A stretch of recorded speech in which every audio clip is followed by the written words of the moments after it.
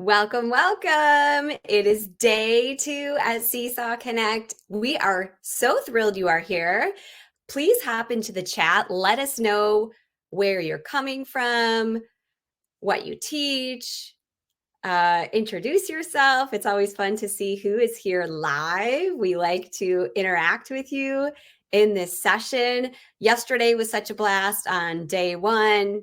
It's always thrilling to see who's joining us, where you're located. So I'm thrilled to be in this session with you today. I'm Angela from the Seesaw team, and welcome to the Ignite Talks. These innovative educators share quick and powerful strategies you can implement immediately. During this session, we encourage you to take notes. There are going to be a lot of ideas shared.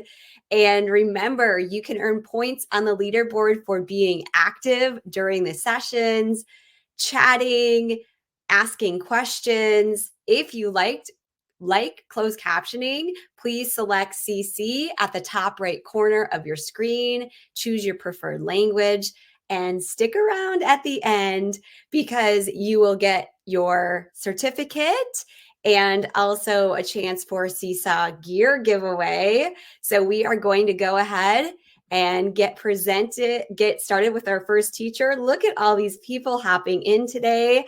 I love to see it. We've got Ed and Elizabeth, Maria, Samantha. Thank you so much for being here today. Let's get started. Hello, and welcome to my Seesaw Connect Ignite Talk. My name is Lindsay Davis, and I'm a first grade teacher from Winterport, Maine. I'm excited to share with you 3 ways that poetry can help us connect to our students and their families in the classroom. One of the first reasons why adding poetry into your classroom is great is that it creates an engaging learning environment. When poems are read as a whole group, students of all backgrounds and academic abilities can access the literacy benefits. Poems use vivid language, imagery, and rhythm that excites young learners. The second reason is you can use technology like Seesaw's drawing canvas to engage students with a poem for the first time. In my classroom, we echo read as I project the poem on our screen, and students can find enjoyment with me by finding rhyming words, rebuilding the poem, or voice recording with the Seesaw microphone. When rebuilding the poem, I type the words into a Seesaw activity with each line in its own text box. It's kind of like sentence strips. Then students can manipulate those sentence strips and rebuild the poem. We can make the classroom and home better connected by sharing the poetry reading with our Seesaw connected family members and friends. We can choral read any poem and voice record as a group on my teacher device, tagging all students in the post. Students can also record individually to practice fluency and share their recording. Collecting poems in a poetry notebook is a great way to help students reflect on their favorite poems and reread. I send this poetry notebook home at the end of the school year so families can continue to collect poems on their own. I type out each poem with pictures for special words, and the students are able to read it 3 times, once as a group, once with a partner, and once independently. They can cut off the excess paper and glue it into their notebook. Students can also build fluency with multiple reads and by recording themselves on Seesaw. Silly poems are a great way to excite reluctant and struggling readers. Family members then get to hear their child through a voice recording or video and can build on that work at home. Students love to see the like button tapped or a comment from their family member about their great reading work. Reading poetry also helps students develop phonemic awareness skills because of elements like rhythm and rhyme. Sometimes I even include poems that are written to the tune of well-known songs or nursery rhymes. When students share this work with their families through Seesaw, they're giving their family members a portal into the classroom. We know from an independent study that students who had more family visits to their work had higher reading and math scores compared to students that don't. And not only have I used these strategies in my own classroom, but I was inspired by my former teachers. My kindergarten teacher especially made poetry and song the basis of our learning. I can remember reading those songs and poems from a pocket chart. My teachers connected this work to my home life by inviting parents to volunteer. Thankfully, my mom volunteered, and I remember feeling so proud that she could join me and see me learn. The key here is giving students time to practice their reading. Echo reading, choral reading, partner reading, and recording their poetry will enhance language skills and literacy development. You can use Seesaw to promote the connection between reading, fluency, and poetry. Have students take a photo of the poem in their notebook and voice record with the microphone. Make sure your families are connected to your Seesaw class so they receive notifications on their devices when their child has added work to the class journal. Parents can hit the like button and leave comments, which is so motivating. They can continue reading and sharing this experience with their family. Engage, connect, and learn with poetry. Involve your students' family members in the learning journeys happening in your classroom. Now it's your turn to try this with your students. The best tip I can give is remember to start small. Pick one piece of this strategy to start with, then add pieces as you learn and grow. Here are your next steps. Choose a poem your students will engage with, type the poem in sentence strips in the Seesaw drawing canvas, send it to your class, and teach the poem with echo and choral reading. Have the students share their work with their family members. Thank you so much for joining me for this Ignite Talk. I hope to catch up with you, learn from you, and connect. You can find me on X, in the Seesaw Community Library, or by email. Please continue to explore this topic. You can find a variety of poems for children in your local or school library or through a Google search. Set a goal for how many families you'd like to connect to your class. Use the ideas in this talk to make an impact with poetry. Build the community in your classroom and think about how your students can excel with their reading and families can engage with their child's learning. Make your poetry work routine. Students and families will look forward to this experience, continuing to foster a love for reading at school and at home. You've got this. Remember, poetry is reading power, and when families are adding to that power, students will flourish as learners. Hello, guten Tag, Vanakkam. My name is Loretta Fernando Smith, and today I want to talk to you about translanguaging and about how integrating multiple languages in our classroom benefits not just our English learners, but everyone. So, a little bit about myself. I've been an educator for over 2 decades, mainly in international schools. And I've had the joy of working with families and children from several different cultures and nations, speaking several different languages. And when I first started, I would often say things like, oh, in school, we only speak English. And that statement was really based on the belief that English was best learned when children were immersed in the language and only English. And that in order for children to be a part of the community and part of the discussions and part of the learning, and in order for them to access the curriculum, they needed English. And this is 4-year-old me in Sri Lanka with my grandfather. I grew up moving several times as a child, and I grew up speaking several different languages. And I continue to live, think, speak, and learn in multiple languages. So as you can probably tell, there's a big misdivide, a big tension between who I am and how I grew up, and my early belief and practices as a teacher. So what is translanguaging? Translanguaging is both a practice and a belief. And translanguaging recognizes that there are linguistic and academic transfers between languages. Through research, we now know that languages aren't learned in isolation, but that we use our understanding of one language to scaffold and learn a second language. We also know that learning in both your home language and a new language enhances our understanding of concepts in both the languages. So we develop a better understanding and a deeper understanding of concepts and vocabulary in both languages. And in the classroom, translanguaging looks like allowing the use of multiple languages. And doing so encourages open-mindedness, equity, and a positive sense of self and identity.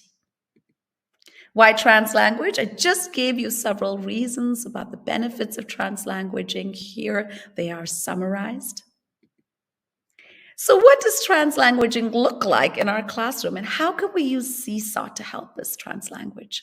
I want to share with you a few of the practices I currently do. So children translanguage naturally. They switch between languages, particularly in their play. And now instead of saying, oh, in school we only speak English, I allow it. And often I will video record or voice record them and post that recording on Seesaw. And I'll caption with, could you please translate this for me? And often older siblings, moms, dads, aunts, uncles will leave a voice recording with a translation or type up a message. And this gives me a glimpse of who the child is and their personality and what they like. And it also allows me to scaffold their English learning the next time they're engaged in a similar play. It allows me to provide some English words for them. I also like to model translanguaging, so I'll often refer to my mom as Amma. And being curious is another important aspect of translanguaging. So when we're counting, I might say something along the lines of, how do you count at home? Or with this picture, I would caption it with, we found a ladybird in the forest today. How do you say ladybird or ladybug in your home? Seesaw makes it easy to involve families. It naturally translates your messages and posts into 100 different languages depending on the family's setting on their device. Literature is another great way to involve families. Here are some books that naturally already translanguage. One year, we read The Very Hungry Caterpillar at the very bottom, and I posted on Seesaw that we had done this and asked families to post how they would say caterpillar in their home language. And one little boy said, "Oh, I have that book at home in Turkish." And so we invited grandma to come in and read the book in Turkish. And then we had a parent read in Dutch and German and Italian. And my mother retold the story in Tamil and posted a video of herself on Seesaw.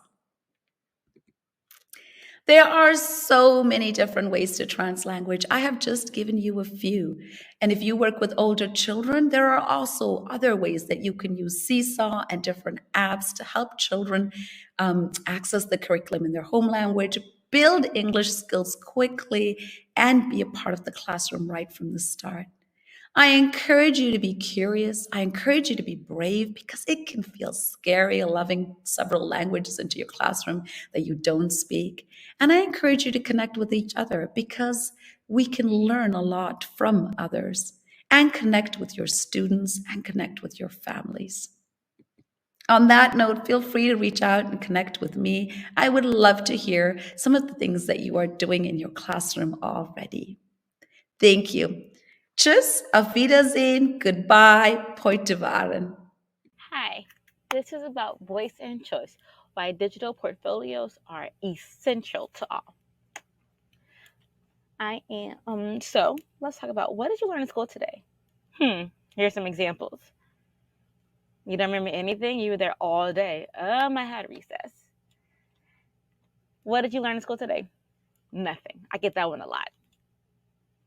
So who am I? I am Brittany Jones. I'm an instructional technology leader in Waller ISD. I'm located northwest of Houston, Texas. I'm a former early childhood educator. I've taught grades pre-K through 5th, and this is my 12th year in education, now serving in technology curriculum. My inspiration are my twin boys, Asher and Parker, who just completed pre-K. And every single day I would ask them, okay, what did you learn today? What did you do? What did you read? And they would tell me absolutely nothing. They remembered PE, but did not remember anything that's happened in the classroom. Personally, I know their teacher, and I know she's absolutely amazing. And she would read books and do all kinds of activities. And my kids, they were learning and they were absorbing and they were having a wonderful time. But as a parent, I had no idea what they were doing and how to support them. So that's why I developed Project Portfolio. There are two main objectives. One, data for teacher. You're able to track student growth with qualitative data that can be stored and shared securely with stakeholders. Stakeholders meaning parents, meaning other teachers, or partner teachers, meaning instructional facilitators, meaning they have a support staff, your principals, curriculum coordinators, anybody who is a stakeholder with that child can be shared with. And it's also a great way to celebrate every win. It's not just for early childhood, but also for high school students taking courses that are not justified through a test. Teacher buy-in. What does success look like to you in your classroom? What does success look like for this one student? It's going to vary, and that's why the project portfolio is so amazing, because what is great for one student is not great for the other student. And so this allows you to have that one-on-one with that student, and they have their own qualitative data, and they can share it from the beginning, and they're only being judged by themselves. Consistency. The only way this project works is you have to try growth over time. Whether that's once a week, once a month, or every 9 weeks, entries must be taken to see the growth. So you have to figure out what's best for you in your classroom. In early childhood, this might look a little different. I would say use Seesaw. Students can have work samples in each subject: reading, writing, math, gross motor, or fine motor, including music and art, which is awesome because we oftentimes don't get to see what they're learning and what they're working on in those classes.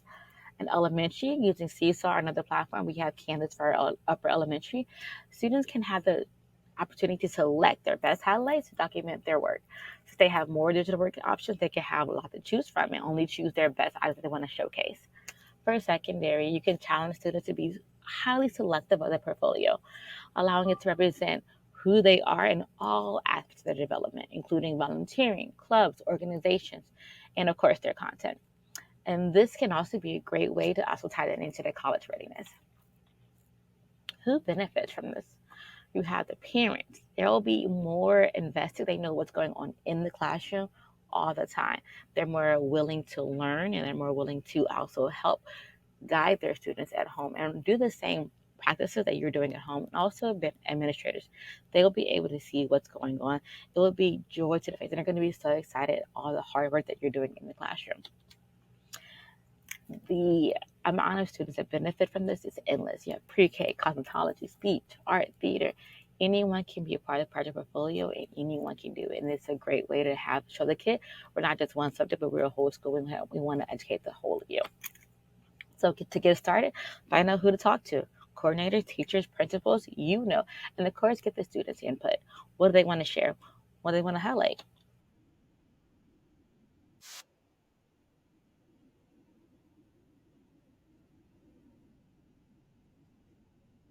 So that's an example of a teacher showing a parent exactly what they want the kid to do. They're showing them how they practice, and the kid can see this next month. Oh, I know all my letters. Also, this is an example of one of our cosmetology students. She is demonstrating it was a beauty day. And so that's a great way of volunteering, service, and also cosmetology. And here we have an example from Cooking Club. The student created their book, they created the recipe, and then they had their product. And that's ice cream, like an ice cream sundae, which can't come home. So this is the only opportunity that parents will be able to see it.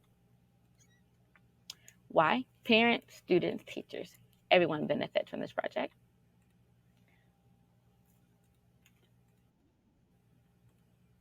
So stay in touch with me. I'm B. Jones at WallerISD.net. And most importantly, have fun with this. Hi, I'm Luana Gracia, and I'm an instructional data system support teacher in Northside ISD here in San Antonio, Texas. Today, I'm going to introduce 3 ways to help promote student agency in your early childhood class. We can definitely empower our students to become more independent. Maria Montessori thought so too. She said, I have studied this question for a long time, and I am continually surprised. I understand more and more how advanced and able small children can be. You need to start with the basics. Include these basics along with your classroom management at the beginning of the year. Routines should include knowing how to handle, care, and store devices. This includes charging as well. Structured and a consistent schedule enables your students to trust you and the process going forward. It's also very important to teach your students what your expectations for quality work are. Students can strive to meet those each and every day. Next is preparation. The process of consuming versus creation is important to consider. Matt Miller, who researched this, suggests that our students need both.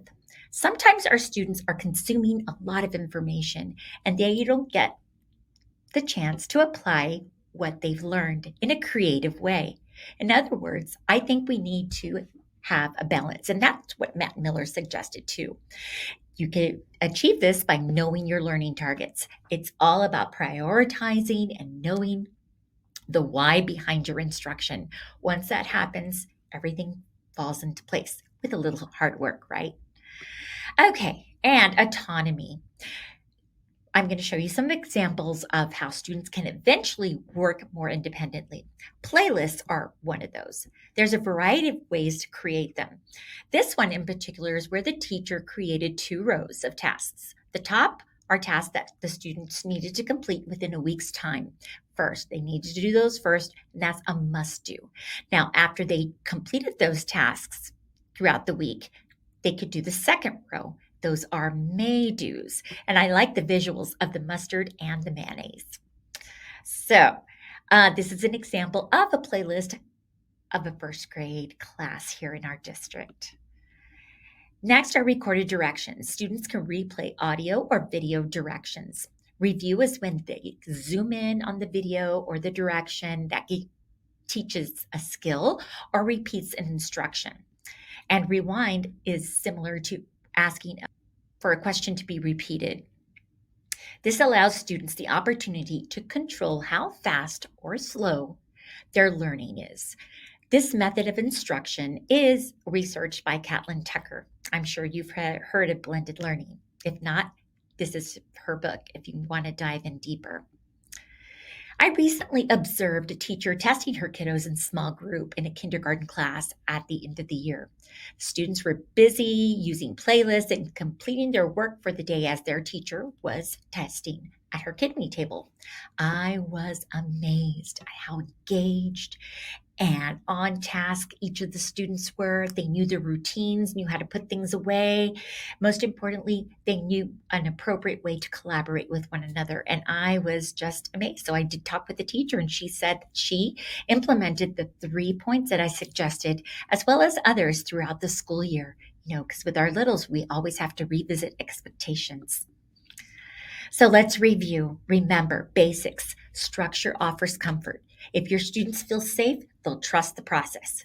Know your learning targets helps you prepare and get a better understanding of what your students need and how you can set up their learning. When students feel empowered to have choice, they gain confidence, ultimately enabling them to become more independent. Stacy Rashan says that when we give our learners the right platforms to express their ideas and integrate tools that make them respond in a way that is comfortable to them, we allow each student's most powerful voice to shine. What a powerful quote. You can find this in her book, Tech with Heart. I mentioned blended learning. And here's Matt Miller's book, Ditch That Textbook, if you want to dive deeper into this topic. Thank you for joining me today. You can find me on Twitter at Kindergracia or through Facebook's Seesaw Educator Group. Enjoy your Connect experience. Welcome. Word work is important for practice, but we hope to make it fun for the kids and simple for ourselves.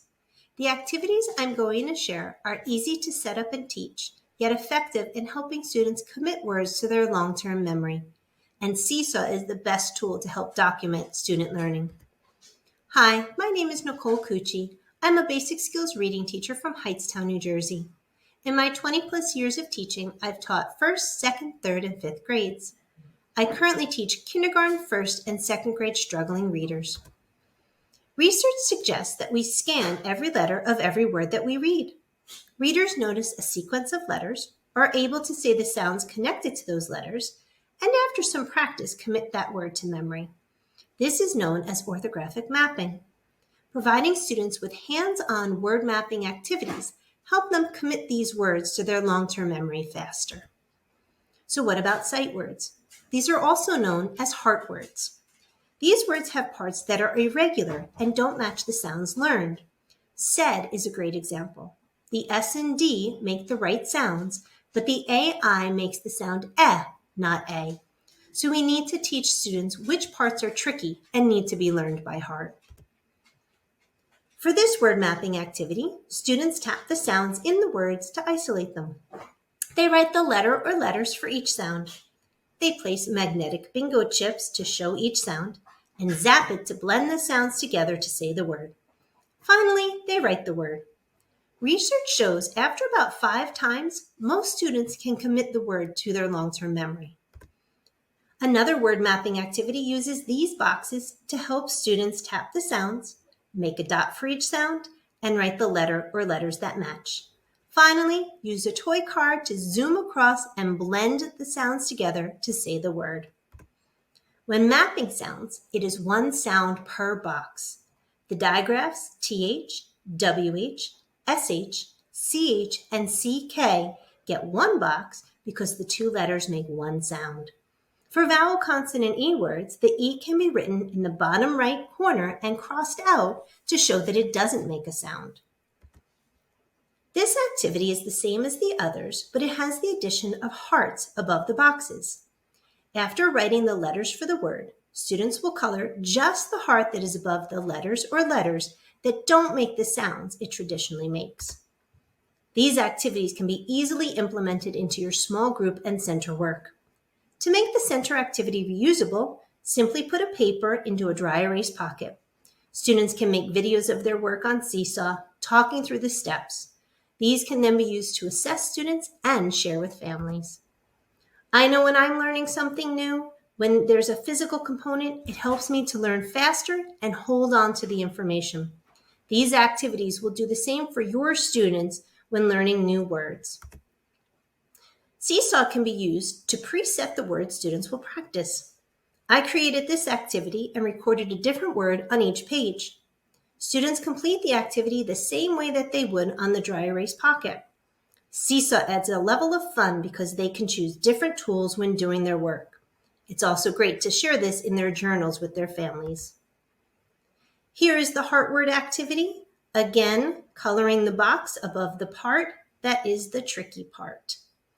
In addition, you could have this activity without the words recorded, and students could choose their own words to practice. These activities are easily updated with word lists that your students are currently working on. You could change the Seesaw activity to just one slide without any words recorded. Students would then record their own words for word mapping. They could make as many pages as needed.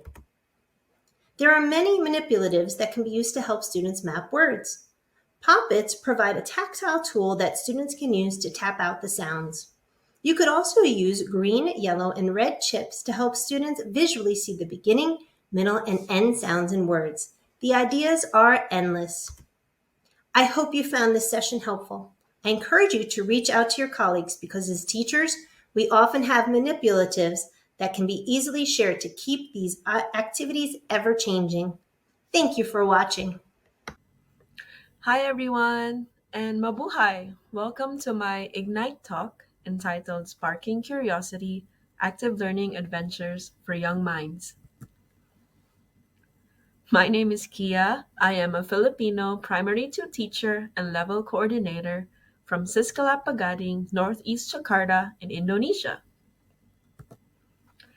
Let's begin. So what exactly is active learning? When we say active learning, it's when students engage in meaningful and purposeful activities.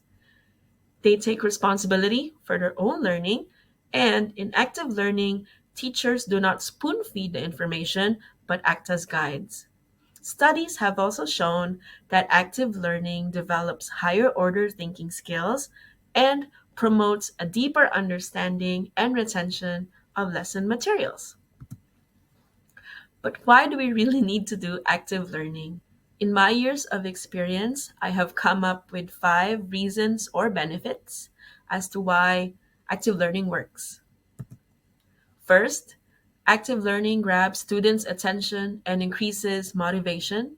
Excited and happy students are the ones who are usually willing to learn. Next, active learning is a great and fun form of assessment, a way that your students won't even realize they're being tested or assessed because they're having so much fun.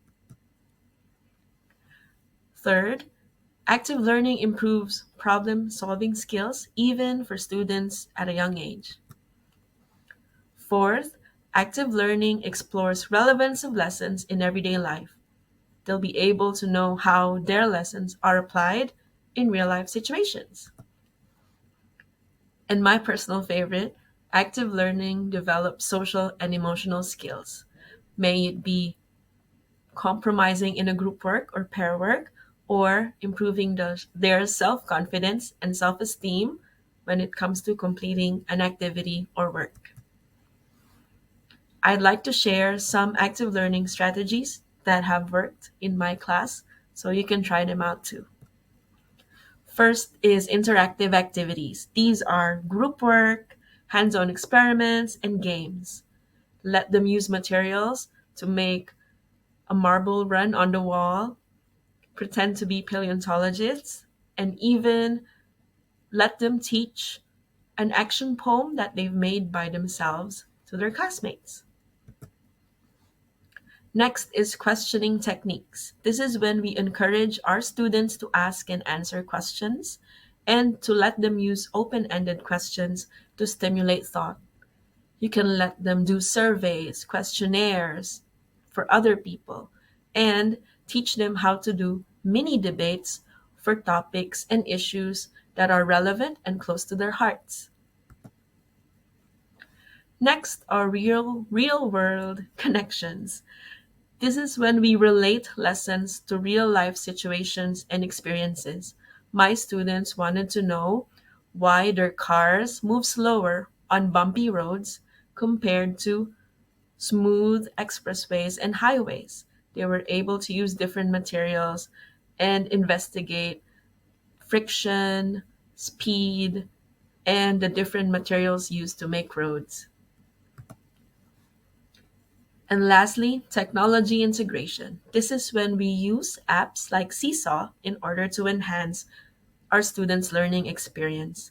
My students enjoyed doing research this year, so with the help of Seesaw, they were able to do a lot of them in a fun and memorable way.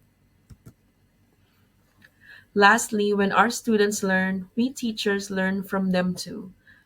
Doing active learning activities and strategies in the classroom will not always be a smooth sailing lesson, but in order to improve, we can do some student reflection, teacher reflections, and collect valuable feedback from your students, from your colleagues, supervisor, and your parents. I hope I have sparked your curiosity today. Please start and try creating active learning adventures for your tiny humans and their brilliant minds. Thank you so much for joining me today. Don't forget to connect via the socials below, and you may email me if you have any questions. Have a great day. Bye. Hi, and welcome to 5 Ways to Use Seesaw in a Virtual Environment. I am so thrilled that you're here. I'm Ann Lawyer, and I'm a structured literacy dyslexia specialist and a longtime Seesaw ambassador. So, teachers often think online tools are more work and less effective. But let me show you why that's not the case with 5 key reasons. Students have really diverse abilities, so using AI generation helps engage all our students, including those that are needing help with oral language practice and those quieter students. So look at this. My students created these pictures with Copilot. This enhanced their excitement, improved their oral language, their visual language, and their writing skills. So this tool really creates creativity and collaboration. Students are able to create assignments for each other, so this boosts engagement and participation. I even had a student get up before the bus to write a story on another student's picture. And as you can see from this slide, I have some students that are typing, I have some students that are recording. So I was able to differentiate and really meet students at their level. So another way that we use Seesaw is with writing organization. It makes it fun and ensures there's no more lost papers. So here's an example of a graphic organizer with a student. So the student created it, and this significantly improved his writing output. Another way is we always want students to show what they know. So here we have where I use Seesaw for their spelling notebooks. We don't always have to use technology. Here we use paper pencil, but this enabled the students and the parents to see their progress. We can also adapt traditional worksheets. Here we were teaching text features. It made it very engaging. They worked on typing and different activities with this. Also, look at this one. We use color coding for those close reading skills. We use the annotation tools, and this allowed the students to record their learning and ultimately encourage that reading comprehension. So with those spelling notebooks I showed you earlier, we can create word sorts that practice those phonics skills. And to differentiate, I can create them The students can create them. They can use them for sentences or stories or showing other students. There's so many different ways that they can use this. The last example that I wanted to show you is it aids in data collection and progress monitoring. So it makes it easy to share proof and progression with families. So here's an example of an actual activity for an IEP goal and progress monitoring that supported various learning needs. So here we have that short A on the top. I recreated that as a DGE and GE. We can do the recording. We can look at how they spell, how they're sounding. There's a lot of different ways that we can use a data point for this. Also, ensuring that students can write the alphabet helps gauge their writing fluency and their overall reading skills. So as you can see up here at the top of the slide was one of their initial alphabets and then their progress on the bottom. We can also use this for fluency. We can use this for repeated readings, benchmarks. Seesaw makes this all very simplified. Did you know that Seesaw also supports advanced skills way beyond K2 with ideas like vocabulary, morphology, chapter summaries, using those heart words, making learning engaging and effective for all of our students. So this was one day of assignments where I had students working on all different things, all to meet their goals. So I hope this quick presentation has sparked ideas for using Seesaw in your classroom. I'm always looking for new and unique ways to use Seesaw. And I'm always excited to explore all of Seesaw's capabilities. So thank you for joining me today. And if you'd like to reach out to me, please write to me at Hand in Hand Reading on Facebook or Instagram.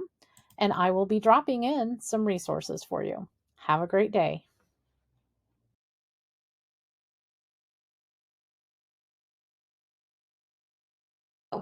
Okay, lots of ideas. I really hope you were taking notes ferociously. So many ideas shared back to back. Love a good Ignite. Again, your certificate will be emailed to you, and all session recordings that we are making while we're live here today will start to be available on demand August 4th. And if you have time, visit the networking tab to chat with other educators from around the world and earn points on the leaderboard. The top 50 people today are winning prizes at the end of the day. So make sure to participate and connect. That's what it's all about. And for the fun part right now, we are going to do a couple of giveaways. So I'm going to get our spinner going. Let's do this. Here we go. See who our winners are in this session today. All right, if you see your name pop up, congratulations, Ramisha and Naomi. This is fantastic. You don't need to do anything. We will reach out to you and contact you. And everyone, thank you for being here today and see you in the next session.